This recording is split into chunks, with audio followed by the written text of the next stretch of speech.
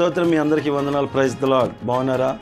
దేవుని కృపను బట్టి, దేవుని యొక్క దీవెనను బట్టి మనమందరం క్షేమంగా ఉన్నందుకు నా ప్రభువైన యేసుక్రీస్తు వారికి మాత్రమే కృతజ్ఞతాస్తుతులు చెల్లిస్తున్నాను. ఎందుకు అంటే ఈరోజు మనం ఆరోగ్యంగా ఉన్నాము అంటే, ఆయుష్లో ఉన్నాము అంటే, బ్రతికి ఉన్నాము అంటే అది కేవలం దేవుని యొక్క కృప.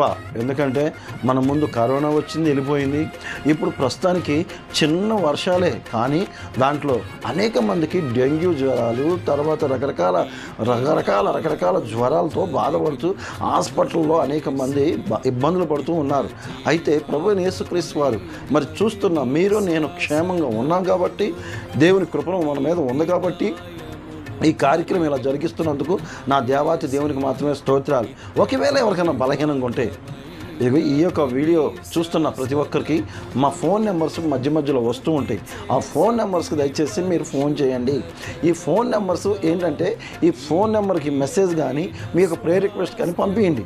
మీ గురించి మేము ప్రార్థన చేస్తాం. మేము చేయాల్సింది మీ గురించి ప్రార్థన చేయడం వరకే మా బాధ్యత. మా పని ఏంటంటే ఆయనకు అప్పగించటమే.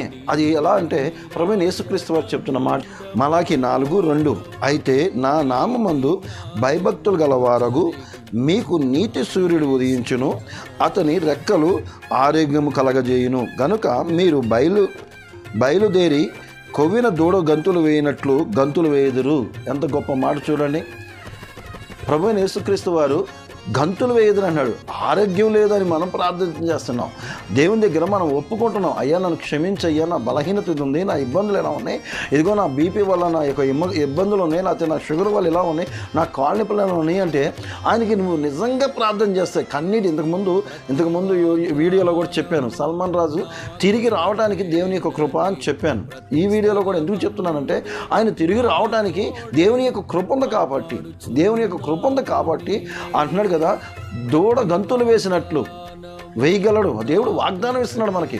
వాగ్దానం ఇచ్చినప్పుడు మనం దాన్ని నెరవేర్చేవారుగా ఉండాలి. అయితే ప్రియ సహోదరులారా, మనం ఏ స్థితిలో ఉన్నా, ఏ ఇబ్బందుల్లో ఉన్నా, ఏ ఇరుకుల్లో uన్నా దేవుడు మనల్ని స్వస్థపరుస్తాడు, ఘనపరుస్తాడు, మహిమపరుస్తాడు.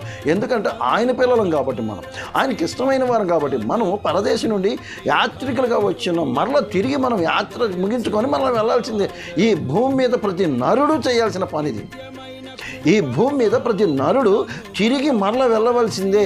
నేను చాలాసార్లు చెప్పిన మాట, నేను ఒక ఊరు వెళ్ళానంటే మరలా తిరిగి నా ఇంటికి నేను రావాల్సిందే. అలాగే ఇప్పుడు నేను ఒక ఊరు వచ్చినట్లుగా ఈ యొక్క భూమి మీదకి వచ్చున్నాను.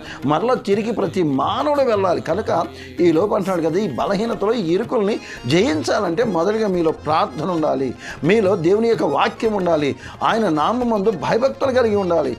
భయభక్తులు కలిగి ఉంటే మనం ఆశీర్వాదంలో ఉంటాము, దీవెనలో ఉంటాము.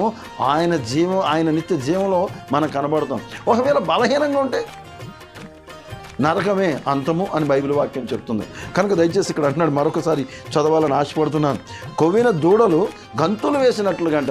నిజమేనండి, దూడలు గంతులు వేస్తున్నప్పుడు మేము చూసాం చిన్నప్పుడు, ఇట్లా ఎగిరెగిరి పడుతూ ఉంటాయి. ఎందుకంటే అవి మంచి దిట్టంగా మంచిగా బలంగా ఉన్నాయి కాబట్టి.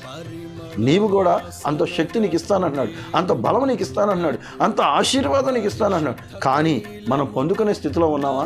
ప్రార్థన చేసేవారుగా ఉన్నామా?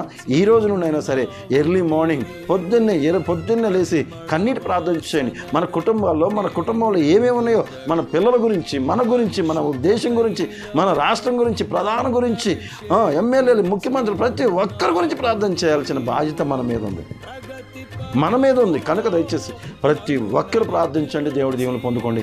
దేవుడి కొన్ని మాటలు దీవించి ఆశీర్వదించును గాక. కళ్ళు మూసుకుందాం, తల ముంచుకుందాం, ప్రార్థిద్దాం. పరిశుద్ధ జీవాధిపతి నీకు వందనాలు. అవునా తండ్రి, ఎక్కడ బలహీనం ఉందో అక్కడ బలపరుస్తానన్న దేవానికి స్తోత్రం. ఎక్కడ ఇరుకుల్లో ఉన్నారో అక్కడ విశాలపరుస్తానన్న దేవానికి స్తోత్రం.